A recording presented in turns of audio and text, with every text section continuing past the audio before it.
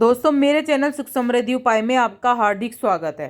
जैसा कि मैं यहाँ पर आपको चिड़ा चिड़ी की कहानी जो पड़वा के बाद सुनी जाती है, पूर्णमासी के अगले दिन सुनी जाएगी 9 तारीख को, वो वाली कहानी सुनाने जा रही हूँ। उसके कहते हैं उसके सुनने से और इस तरह से घर बनाकर सुनने से हमारी जो मनोकामना होती है घर की, मान लो किसी का घर नहीं बनना है या कोई बड़ा मकान चाहता है, तो इस तरह से मकान बना के अपनी जैसे भी आप मकान बनाना चाह रहे हैं वैसे ही आप इसमें ड्रॉ कर सकते हैं। तो इस तरह से मैं मकान के ड्रॉ कर लूँगी और इसको मकान बनाने के बाद आपको वो कहानी सुननी है।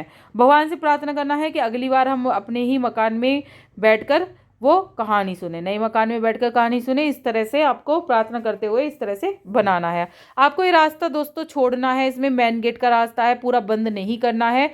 ऐसे ही आपको जो भी कमरे बनाए इस तरह से कमरों का भी आपको इस तरह से रास्ता छोड़ना है। कमरों को भी आपको बंद नहीं करना है, तो गेटों के लिए इस तरह से आपको रास्ता छोड़ना है। तो इस तरह से मैंने कमरे तैयार कर लिए हैं यहाँ पर। तो इस तरह से आप भी मकान अपना तैयार कर सकते हैं और इस तरह से पूरा मकान करने के बाद आपको वो कहानी सुननी है।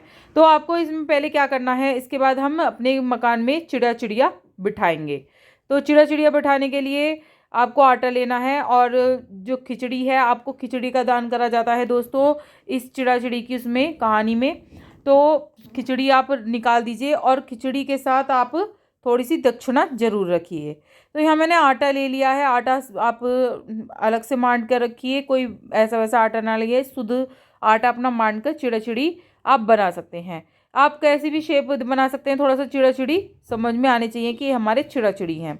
तो इस तरह से मैं चिड़ा चिड़ी दोनों ही तैयार कर लूँगी।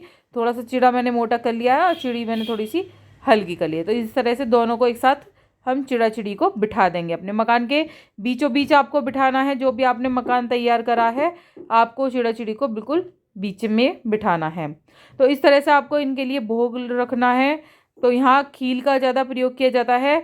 जो दिवाली की खील होती है उसका आप भोग इस तरह से लगाएं। चिड़ा चिड़ी को इनके बिंदी लगाएं और थोड़ा सा मिष्ठान में बतासे या फिर आप चीनी भी रख सकते हैं। तो यहाँ मैंने थोड़ी सी चीनी भी रख दी है क्योंकि मिठाई ज़रूर लगाई जाती है, मीठा ज़रूर भोग लगाया जाता है। तो इस तरह से मैंने चीनी थोड़ी सी रख दी है। अब आपको क्या करना है, जो हमारा मकान है उसको हमें चारों तरफ से रोशन करना है, हमें उजाला करना है अपने मकान में। तो हमें हर एक कमरे के लिए दिए तैयार करने हैं कि हमारा कमरा, हमारा घर जगमगाए। तो इस तरह से मैंने दिए तैयार कर लिए हैं। रोशनी करनी है, मैं कटोरी में कर लिए, चाहे आप दिए भी रख सकते हैं जो भी आपके पास अवेलेबल हो। इस तरह से नए दिए स्थापित करे जाते हैं, आपको पता ही है, पुराने दिए नहीं यूज़ करे जाते हैं। तो इस तरह से आप दिए रख दीजिए, कटोरी में लगाएं, कटोरी में भी रख सकते हैं आप। इस तरह से आपको दोस्तों रख देना है। आपको दोस्तों ये कहानी सुनने के बाद 3-4 घंटे बाद ये आपको मकान हटाना है। आपको तुरंत कहानी सुनने के बाद तुरंत नहीं हटाना है मकान, आपको 3-4 घंटे ऐसे ही बने रहने देना है। और इस तरह से अपने मेन गेट पर भी आपको इस तरह से कैंडल लगानी है। तो यहाँ मैंने दोनों कैंडल अपने मेन गेट पर भी लगा दी हैं और भगवान से प्रार्थना करते हुए आपको कहानी सुननी है। जो दोस्तों ये जो दाल चावल हैं आप किसी को दान कर सकती हैं और ये आटा और चीनी एक साथ ही आप समेट कर रख दें। दोस्तों इस कहानी को कार्तिक पूर्णिमा, जैसे कि मैंने बताया, अगले दिन पड़वा को ही पढ़ते हैं। आटे के चिड़ी चिड़ी हमने बनाकर अपने घर में बीचों बीच रख दिए हैं। तो इस तरह से हम अपनी कहानी शुरू करेंगे। और माना जाता है कि इस दिन भगवान कृष्ण को खिचड़ी का भोग लगाया जाता है और घी और आम का अचार ठाकुर जी को परोसा जाता है। तो ये जरूर करिएगा आप। और 4 चिड़िया थी, चारों कार्तिक नहाया करती थी। इस तरह की हम पूरी अपनी कहानी सुनेंगे। तो सुनते हैं कहानी। दोस्तों 4 चिड़िया थी, चारों कार्तिक नहाती थी। आई पड़वा, चारों ने सोचा चलो खिचड़ी बनाए। एक चिड़िया चावल ले आई, एक चिड़िया दाल ले आई और एक चिड़िया घी लेकर आई। सबने मिलकर खिचड़ी बनाई। सबने सोचा कि पहले नहाकर आती हैं, फिर सब बैठकर खिचड़ी खाएंगी। पहले एक चिड़िया आई, उसे भूख लग रही थी, बाकी चिड़िया अभी नहीं आई थी, तो उसने खिचड़ी की भाप खा ली। दूसरी चिड़िया आई, उसने पानी पी लिया। तीसरी चिड़िया खिचड़ी खा ली तीसरी चिड़िया ने, और चौथी जो चिड़िया थी उसने खुरचन खा ली। चारों चिड़िया मर गईं। जिस चिड़िया ने भाप खाई थी वो राजकुमार के घर राजकुमारी बनी।